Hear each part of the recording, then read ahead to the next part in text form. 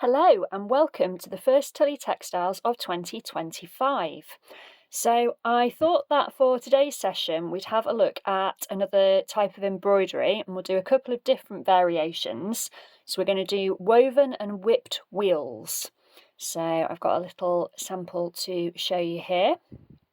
There we go. So this one is the woven one and this one is the whipped one, and I'll show you how to do both of those. They're just variations on a theme.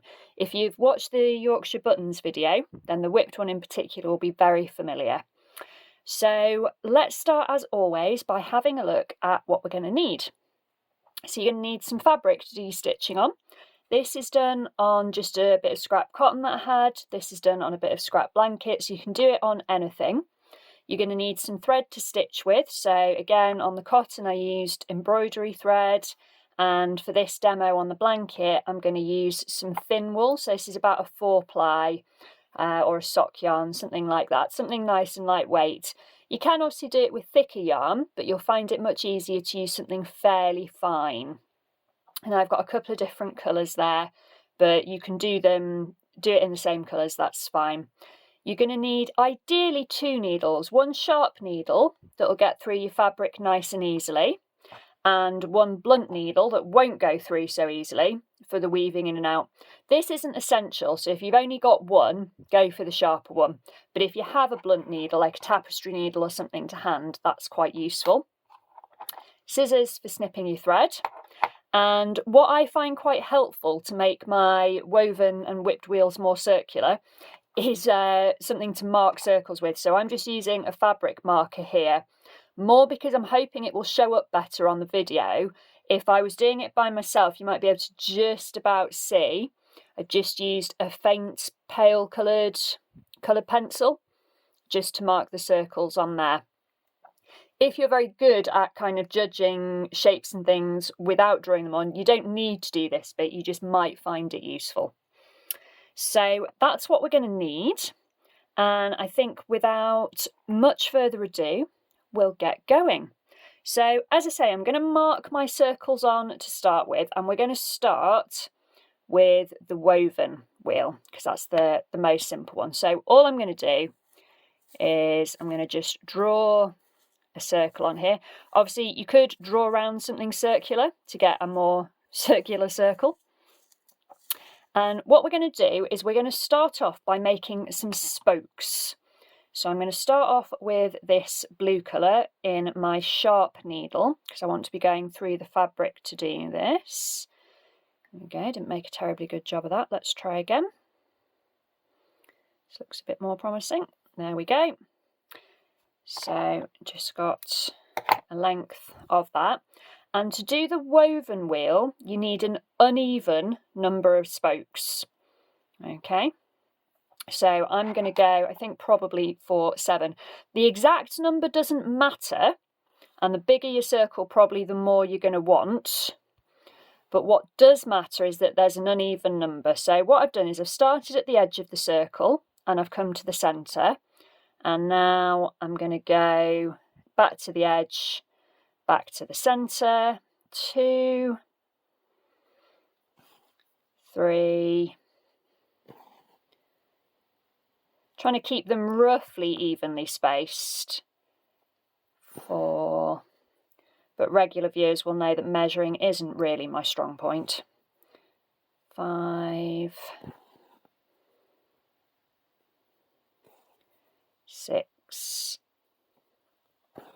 It's probably some really good maths that you can use to get these even, but that's not really my thing. So all I've done is I've taken a series of stitches from the outer edge of my circle to the centre point, and I've given myself an uneven number of spokes. So I've got 1, 2, 3, 4, 5, 6, 7. Okay, so now I'm going to fasten this thread off because what I want to do is I want to do the weaving, the woven wheel bit, in a different colour. You obviously don't have to do it in a different colour. You can use the same colour, but I want to do different colours more so that you can see what I'm doing than anything else. I'm starting off with the sharp needle, but we're going to switch to this needle shortly. So again, And cut yourself a slightly longer piece of yarn or thread for this bit, because you're going to need to weave in and out.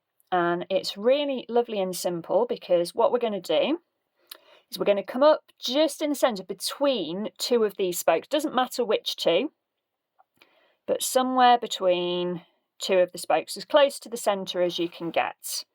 There we go, and I'm going to swap over to my blunt needle. So if you've got your tapestry needle at this point, swap over. And now it doesn't matter whether you go counterclockwise or clockwise, so long as you're consistent. What we're going to do is we're going to go over, under all of the spokes. So I'm going over my first spoke, under my second one. And as you can see, I'm going counterclockwise, but it really doesn't matter. Over, under,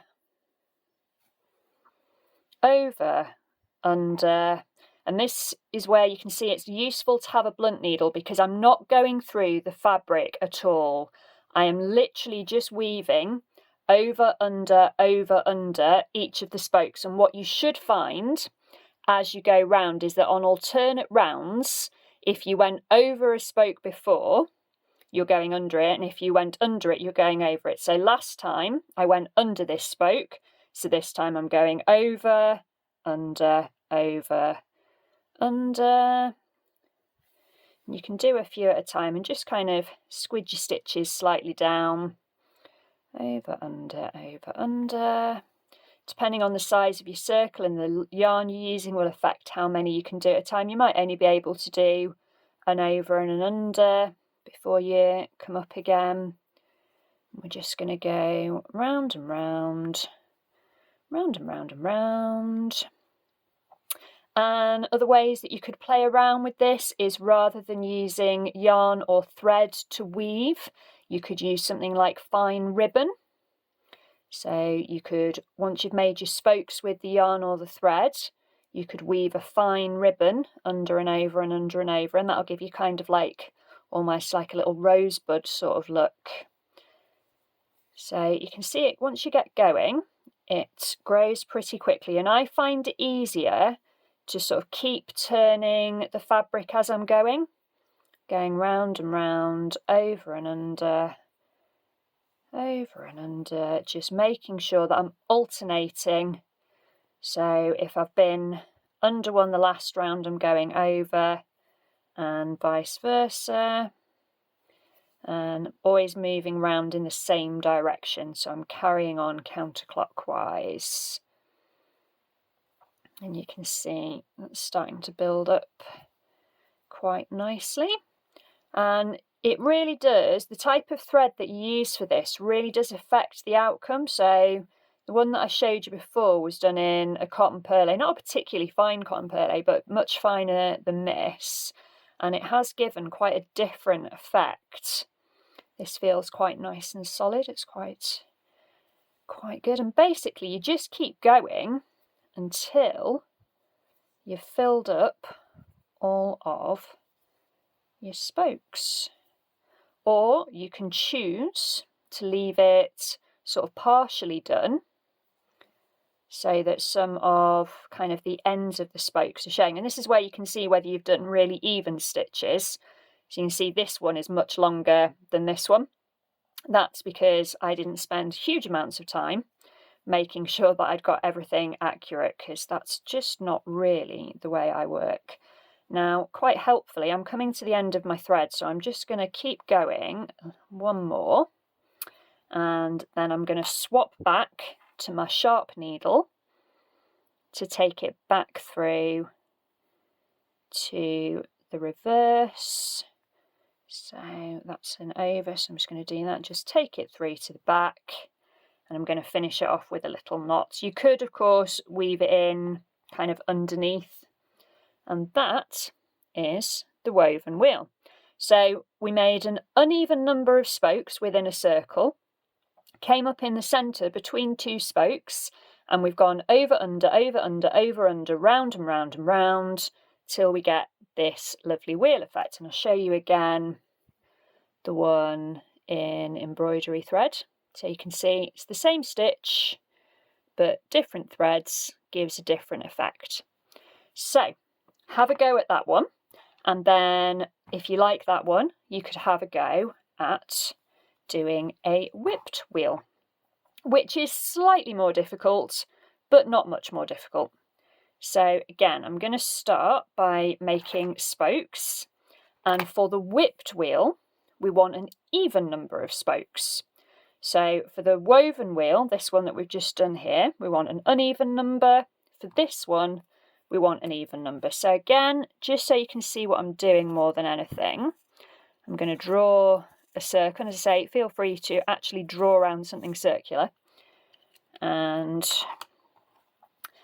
we're going to make an even number of spokes. So again, I'm going to start at the edge and I'm going to go into the centre. Then I'm going to do one directly opposite and go into the centre. So this should give me slightly more even stitches, although I can see already that one's much longer than that one. But who's going to worry about that? So I've got 4 stitches and I'm going to go in between each of those 4 stitches so that I'll have 8 altogether. As I say, the number of spokes doesn't matter so long as you've got an uneven number for the woven wheel or an even number for the whipped wheel, which is the one that I'm going to demonstrate now. There we go. And as you can see, these aren't terribly even, but they're near enough. Again, if you want to use the same thread, you can just come up between 2 of the spokes, or what I'm going to do is I'm going to swap to my other colour so that you can better see what I'm doing. And again, I'm going to start with my sharp needle, cut myself a longer piece this time. Don't go too long though, because you'll end up getting in a bit of a tangle. There we go. And remember that as well as this video, there's a Zoom session this afternoon if you're watching this when it first goes out. So we'll be doing the same thing again, and you can join in there should you so desire. And to do the whipped wheel is slightly different. So before we were just going over, under, over, under. Now if we were doing that this time, because we've got an even number of spokes, we'd end up always going under this one and always over that one, which wouldn't be terribly strong. So what we're going to do is we're working in pairs again. So we're going to go back over this one. So I've come up again between 2 spokes as I did before. I'm going backwards, so I'm going under this one, and I'm also going under the next one, so I'm going under 2 spokes. Okay, and again I'm working counterclockwise, but you can work clockwise so long as you're going back over one of the spokes. So then if you were going clockwise, you'd go under 2 that way. Do whatever feels more comfortable, it doesn't matter. So under 2, making sure that I'm going back over that one, because what that will do is it will make a little stitch over that loop. And I'm going to do the same again. So I'm going to go over the next, under the next 2, making sure I'm going back over that one. So I'm going under these 2 like that, and just slide it down. I'm getting a little bit caught up in the fluff of the blanket, but that's okay. And we're going, oh hello Whiskey, have you come to join us? So Whiskey's come to see what we're doing. She's not a terribly helpful assistant, so I think Whiskey will just pop you down there. Thank you very much. There we go.